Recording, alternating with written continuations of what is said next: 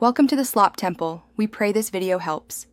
You start by prepping the area and applying the very first thin passes of paint. Clean and sand to create a uniform tooth, then prime high sheen or bare spots so paint bonds evenly. Once done, load the roller lightly. Overfull tools create drips and thick ridges that lead to lines. Use a 1/4 to 1/2 inch nap for smooth walls.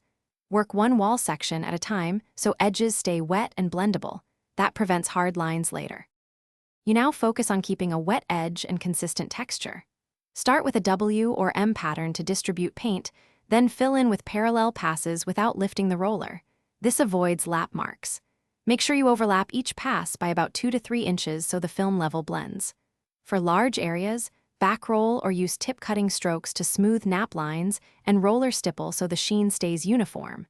If paint begins to skin, stop and blend immediately.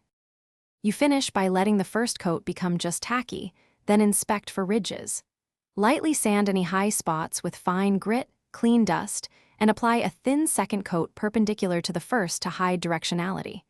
Make sure to keep working wet edges during the second pass.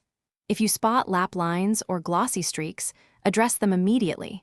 Feather the edges with a lightly loaded roller or a damp, soft brush while paint is still workable to blend, and a Thanks for watching.